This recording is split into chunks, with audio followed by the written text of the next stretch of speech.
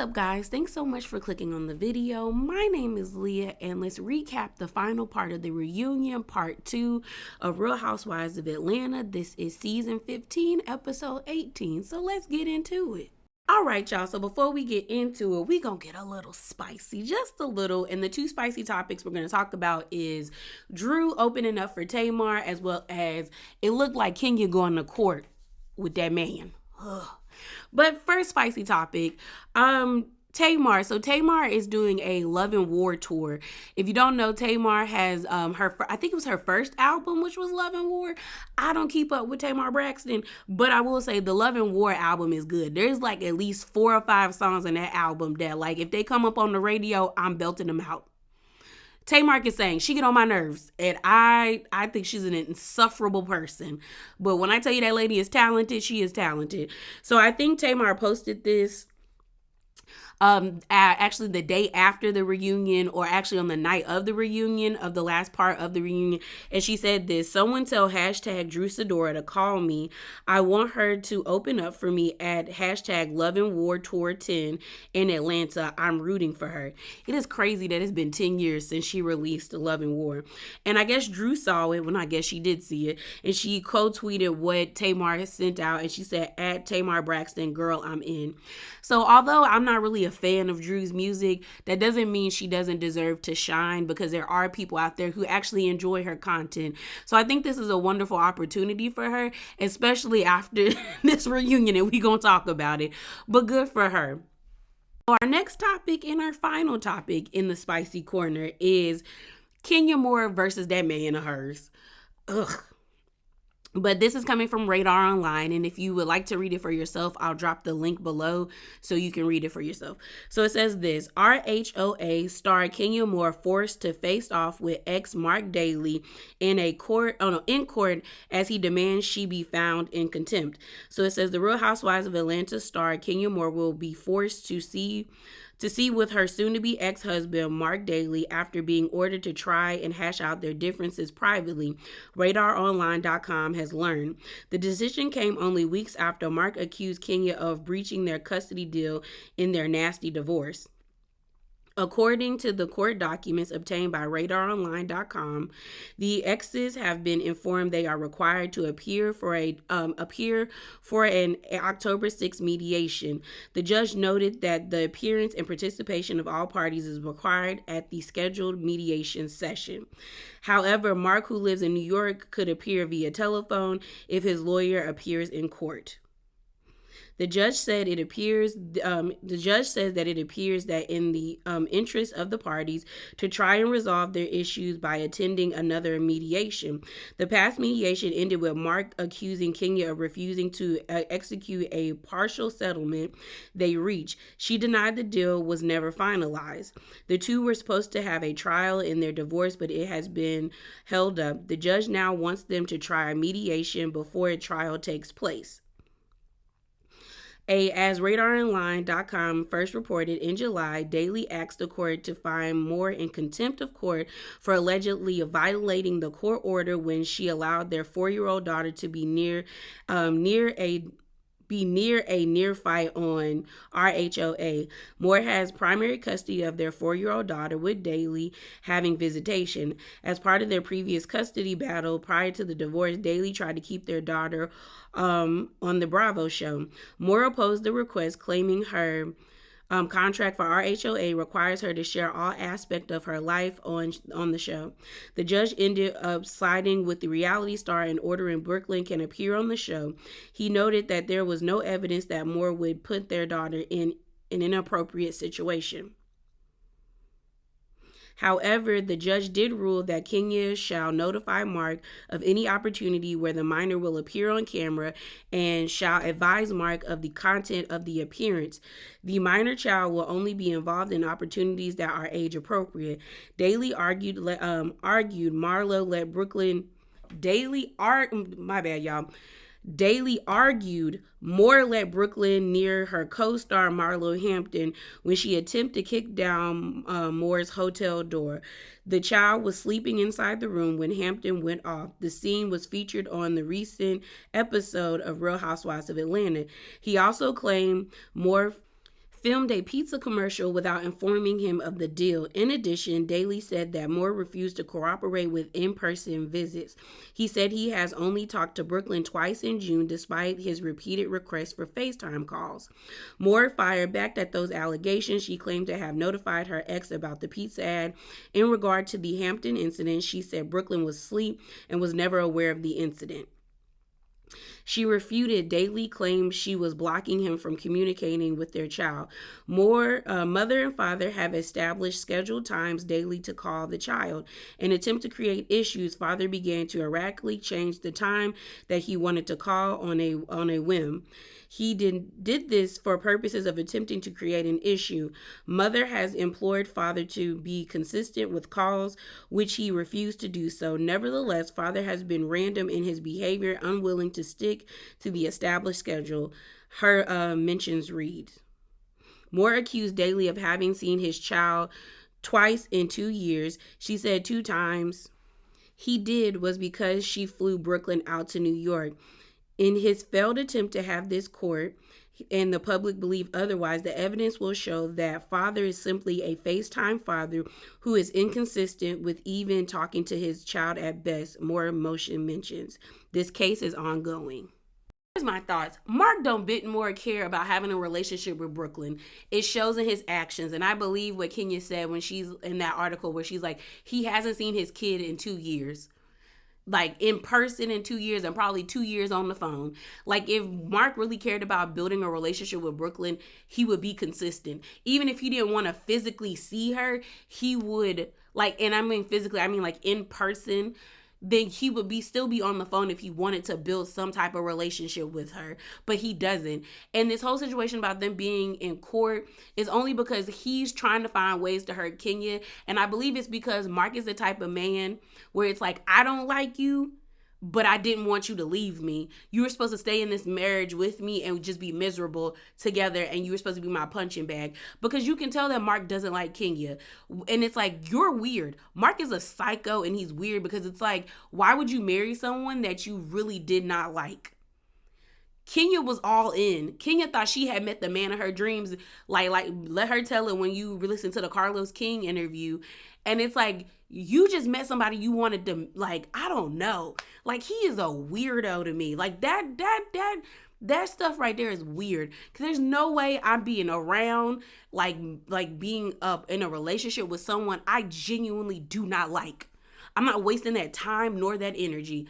That's weird behavior to me. And this whole situation about like them not being able to finalize their divorce because of him, I'm like, can you like sue him? I don't know, because at this point I need to get money back for my time and emotional distress. Because it's like Kenya said in her Carlos King interview, if he wanted me to pay him, I would pay him so he would go away. But he's attacking her custody of her child because he knows that's the way he can get at her. Because Kenya got money. She don't need his money. But I feel like he just wants to mess with her, and it's weird. It's so weird.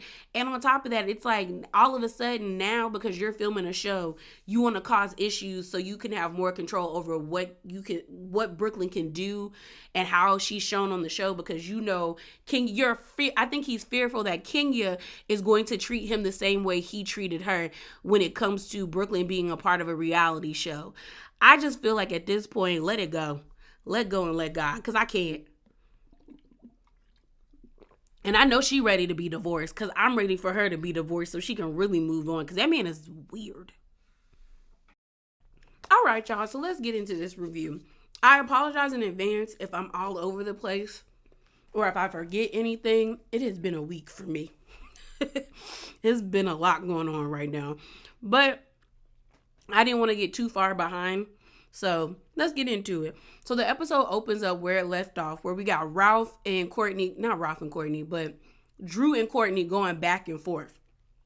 And Drew is really upset about Courtney making that comment about the only reason why she wanted Ralph to adopt Josiah, Drew's son, is so she could run off in the sunset with her lesbian lover while Ralph paid the bill for it.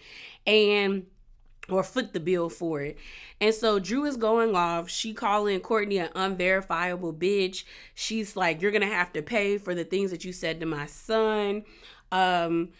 She was like, you don't even know Ralph. You met him like 2 seconds ago. Why would you even bring him up? What else? Like, she was going off. But if I'm gonna be honest with y'all, I feel like everybody overhyped this exchange because nothing what Drew said was really hitting Courtney in the chest. Now, Courtney tried to deny that she said what she said, but even Andy was like, no, you did say it because they have video proof of it, girl. And so then Courtney was like, yeah, I said it. At first, she was trying to deny it, but then she just accepted it. And so then Courtney ends up saying something to the extent like, you're the one damaging your kids or destroying your kids. And then Kenya's like, whoa, that's a lot. Like, kids are off limits. Like, and I think Sonya even was like, yeah, kids are off limits. And they're going back and forth. And honestly, y'all, like I said, it didn't hit because Courtney wasn't moved. Every time Drew was getting amped, she was like, and what are you going to do about it, Drew? And what are you going to do about it, Drew? And what are you going to do about it, Drew? And it's like, Drew ain't gonna do nothing except yell and scream about it. And I mean, I think the heat that Courtney was given was deserved. Now, I don't believe Courtney was speaking about the child. And I know a few of y'all in my comments were like, no, she definitely was, Leah. And I was like, not to me. My thing about it, what Courtney said, I feel like says more about Drew's character or is a dig at Drew's character than the child. She used the child to dig on Drew's character because she basically said that Drew's reasoning for wanting her child to be adopted by Ralph was not with pure like intentions. It was with scamming intentions or not, like it wasn't in the best interest of her son, pretty much. And they're like, so that's how I felt about it. So they're going back and forth. They then start talking about the Ty situation, and pretty much they're like, well, how did, like, is that the reason why Ralph wanted a divorce? And Courtney's like, yeah, he found a lot of stuff in the discovery about Drew and Ty being together. So then they asked Candy, well, how did like Ty come into this situation? And Candy said, you know, Mayetta said that Ty was like her, Mayetta said that Drew said that Ty was her celebrity crush. I guess they were like all in the trailer talking about it. And next thing you know, I think either Candy said her hairstylist or her makeup artist brought Ty to set. So then Sharea's like, oh, I thought she was just on set. So a lot of people I saw were like making comments that Candy set Drew up.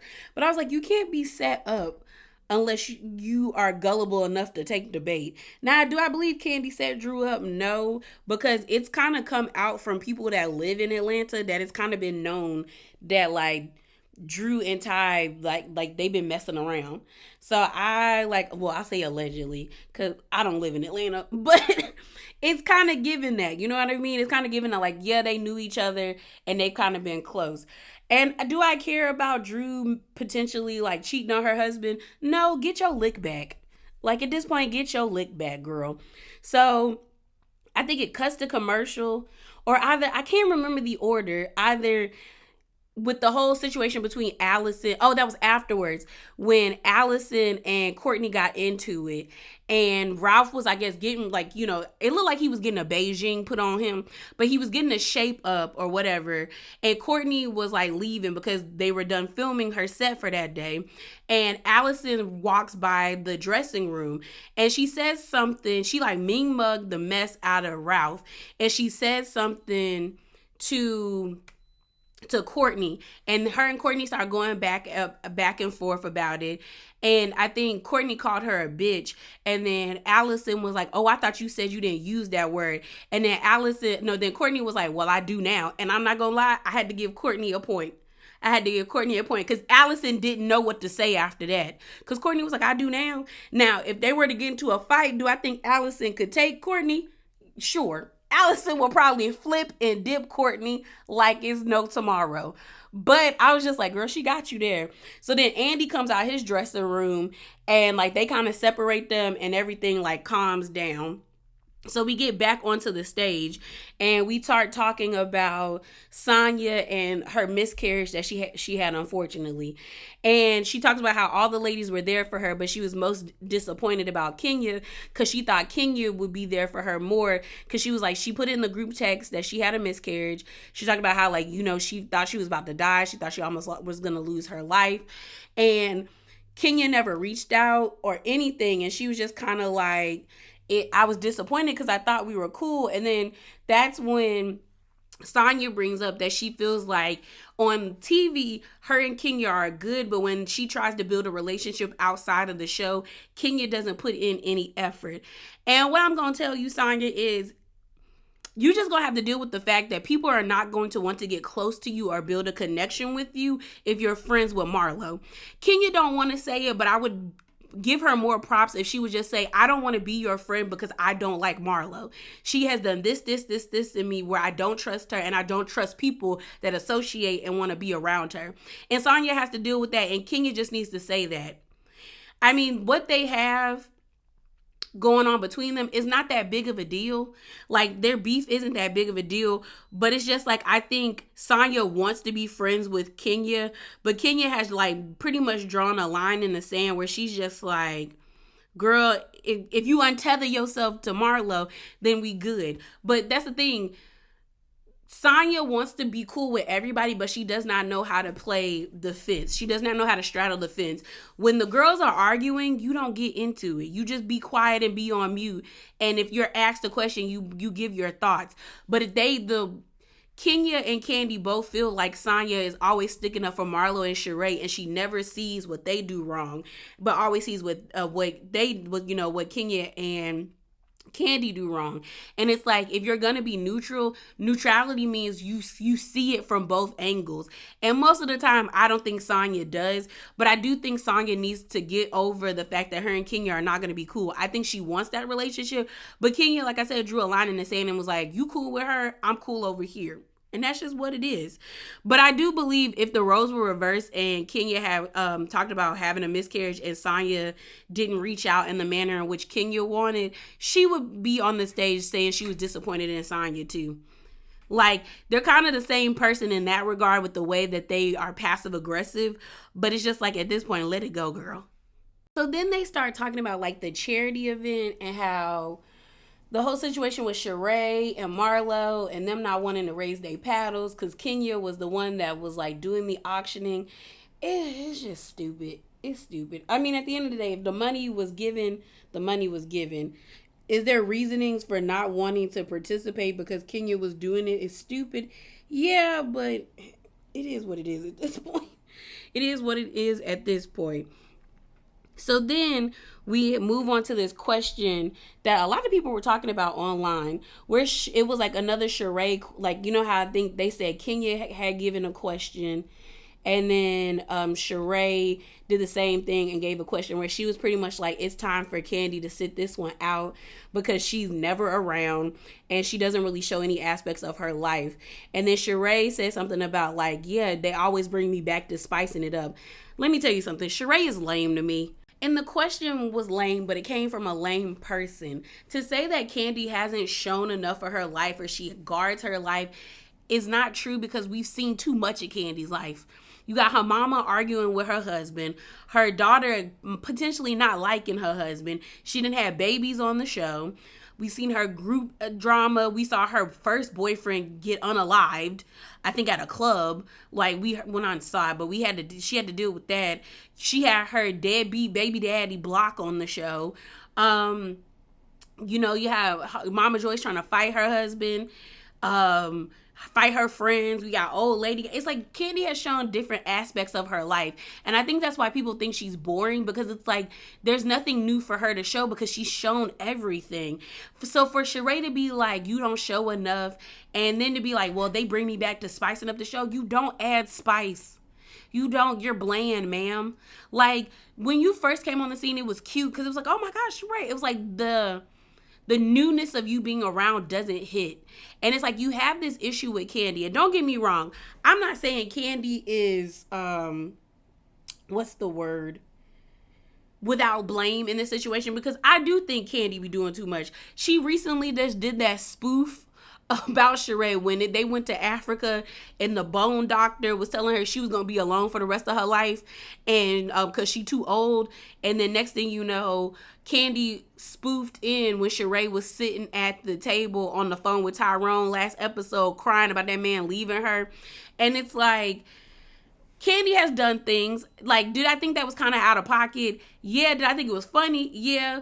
I mean, she did it after the reunion, after they got into it. But I just feel like Kandi has done things. She do be talking about Sheree's businesses. She did talk about her face. So I get Sheree not being, like, cool with her.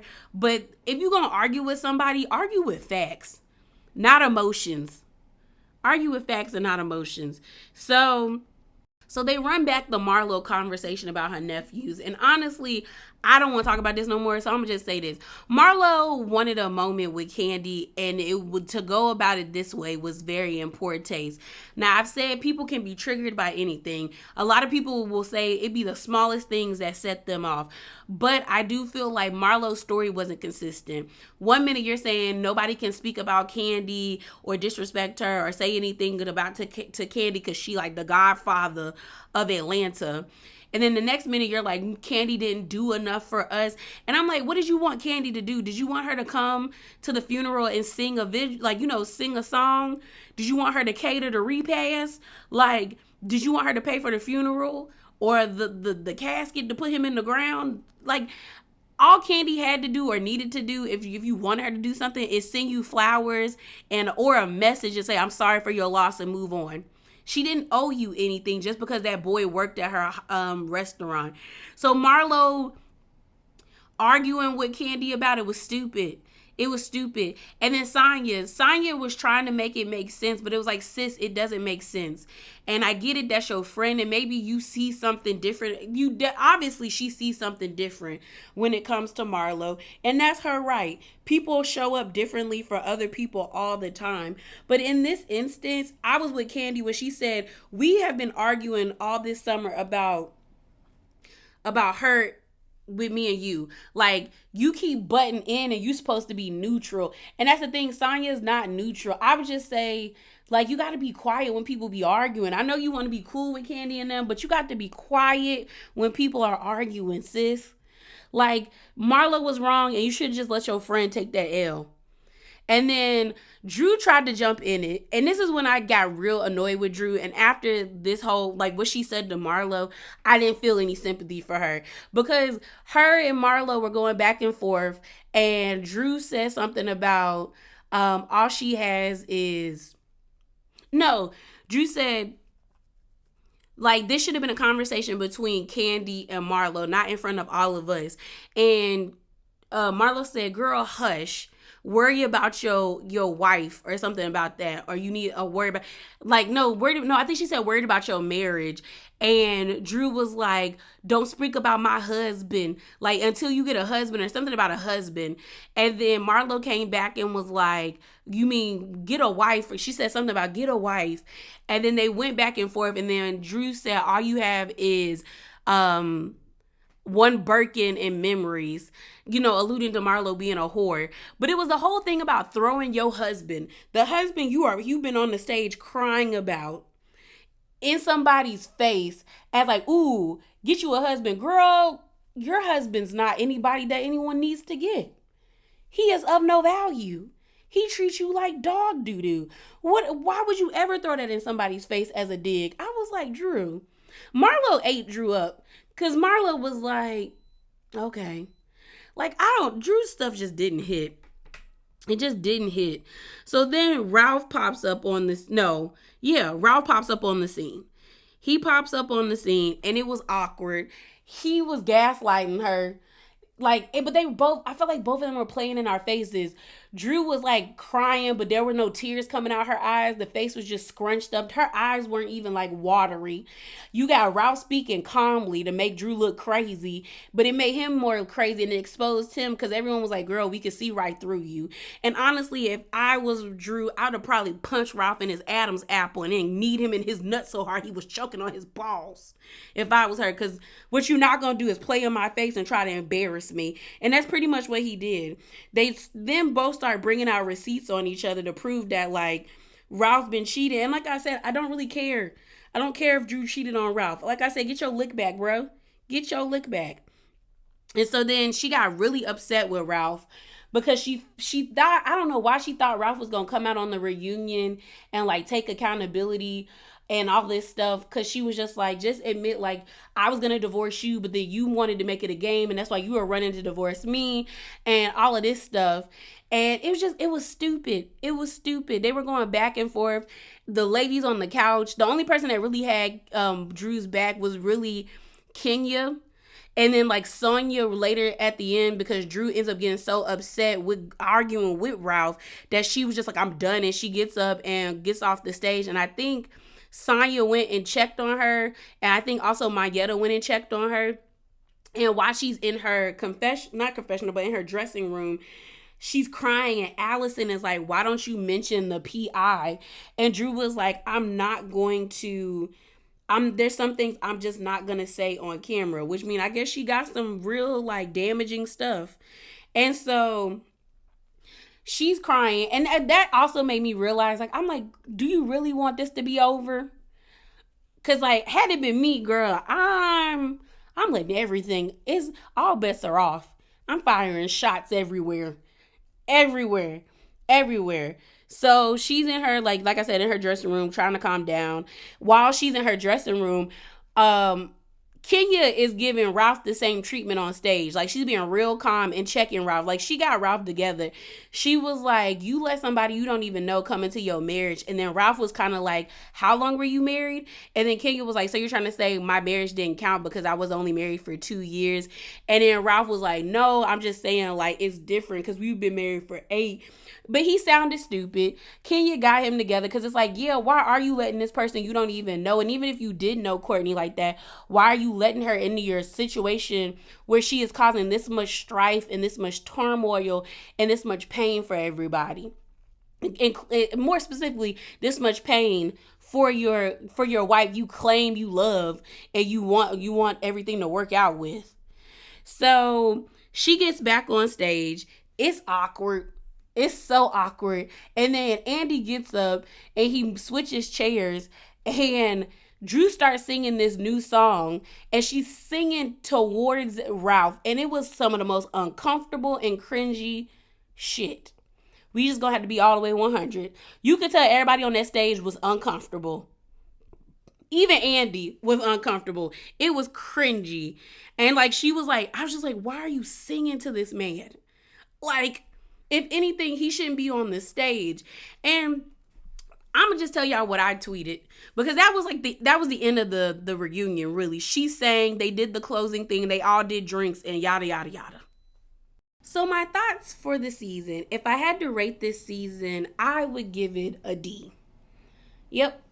I felt like the season started off really strong, but then it plateaued and then it just went downhill. And I think the two things that bothered me, I would say, is first, them putting scenes in the super trailer and the mid-season trailer that we didn't get to see. How come we didn't get to see Cynthia doing the Kenya Moore hair care when Kenya was doing her commercial? How come we didn't get to see Sonya and Kenya get into it at the, like, you know, the last cast group thing for the premiere party for The Pass? Why did you even put that in the trailer if you weren't going to show it to us? Like, I don't like when movies do that. I definitely don't like when TV shows do it. On top of that, there was not a lot going on this season. I think that's also the issue. Like, nobody's storyline was really worthwhile if you think about it. And I think production dropped the ball. We start off with Drew. Drew and Ralph not had their issues and then filed for divorce after they wrapped the season of Atlanta, we would not have anything really to talk about because they made the latter half of the reunion about that. Other than that, if they had not did this whole like race to get a divorce, there would have been nothing to talk about when it comes to Drew. Like, she did her music and then it was over. We didn't really hear her do anything else. And then with her sister, unless they was gonna bring Allison on the stage so she could talk about mental health, Drew really didn't have nothing going on until after the season wrapped. Marlo didn't have nothing going on. She started off trying to argue with Candy about the death of her nephew that didn't make sense to a lot of people. Then when she realized that wasn't working, she started picking at Kenya. That didn't work. Then she went for Drew, and that really didn't work. And then now she had to go and get Scott Lee. And it's like, what were you really doing throughout the season, Marlo? Nothing, really. Nothing. And then Sheree's whole storyline was supposed to be her and Martell, but we only got like 2 episodes of Martell. Other than that, what was Sheree doing? She didn't even talk. I think she had 1 episode about She by Sheree. What episode? Like, what are we doing? Like, she did nothing. And then the baby shower. Woo. That's it. Nothing else was going on. And then she had issues with Candy, but they weren't that big of a deal to hold any weight in the show like that. And then you had Candy. Candy was hardly there. She was hardly there. And not to say she didn't have a reason not to be there, because she did. She had other engagements, which I feel like production dropped the ball when they could have just followed her. They should have just followed her. Follow the lady. You know what I mean?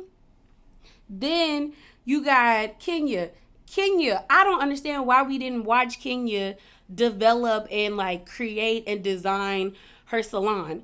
The whole storyline about her wanting to have a baby was stupid, because no one in their right mind would ever want to have another baby with their psychotic baby daddy. And last, Sonya. Sonya to me had a decent storyline, but a lot of people, meaning the fans, were not invested in the storyline. So it was like, okay, you know, she had the family drama, but that got wrapped up pretty quickly. Then she goes to like, I'm pregnant and all that stuff. And that got pretty like, they followed it through and then it was over. But I don't think a lot of people felt invested in the story, so it wasn't that important to them. And honestly, lastly, my thoughts is these people aren't friends.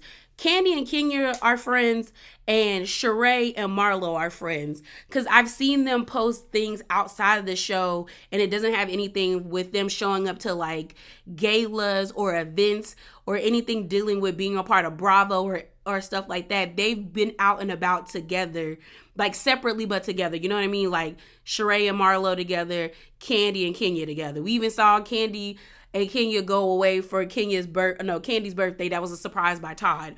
So it's like they're friends, but you can tell these women don't like each other. And I said this on Twitter. I said, this cast aren't friends, not even co-workers if you ask me. The cast lacks basic camaraderie. I've gotten a few customers together for co-workers I hated, because we all had the basic understanding it's us versus them. The same was done for me. You can tell they don't like each other. And I think that's the issue, is they don't even seem like they have fun together. And at a bare minimum, they should be able to have fun together. And it doesn't even seem like they can even do that. And that to me is a red flag. And something has to be done. I don't know what they're going to do for this cast. I don't know if they're going to shake it up. I don't know if they're going to keep the same people. But if they keep the same ladies, I think all of them need to get on their Zooms. I need you to get on your Zooms.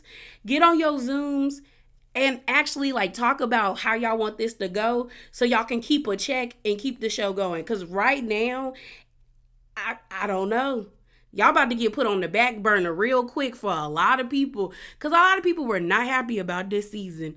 You know, we seen how some of the fans have reacted by sending threats to the producers and stuff like that. Yeah, it's a lot. But yeah, y'all, that is it. That is all. Remember to be bravely authentic and hop down in them comments below. Deuces.